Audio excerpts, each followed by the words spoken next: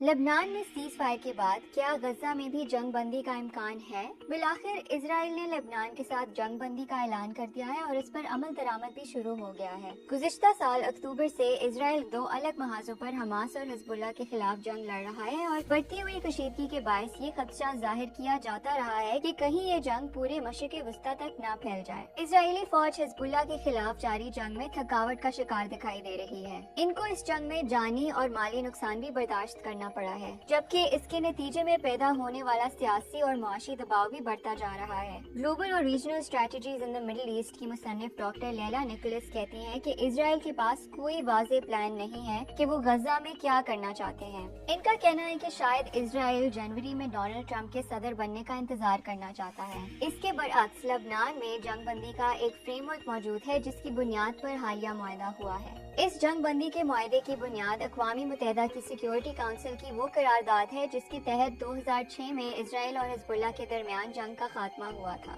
لبنان میں جنگ بندی کے معاہدے اور غزہ میں ایک واضح فرق یہ ہے کہ حزب اللہ نے مذاکرات کے لیے لبنانی حکومت کو مکمل اختیار دے دیا تھا، جبکہ غزہ میں حماس مذاکرات کی قیادت خود کر رہی ہے اور رام اللہ میں فلسطینی اتھارٹی کو نمائندگی دینے سے انکاری ہے۔ بعض ماہرین کا خیال ہے کہ اسرائیل کی جانب سے حماس کے رہنماؤں کے قتل کے بعد حماس کی قیادت میں فقدان پایا جاتا ہے۔ اس کا مطلب یہ بھی ہے کہ حماس اب جنگ بندی کے لیے مؤثر مذاکرات کرنے کی پوزیشن میں نہیں ہے۔ غزہ کے اندر اور باہر موجود حماس کے رہنماؤں میں رابطے میں مشکلات اس کام کو اور بھی مشکل بنا رہی ہیں۔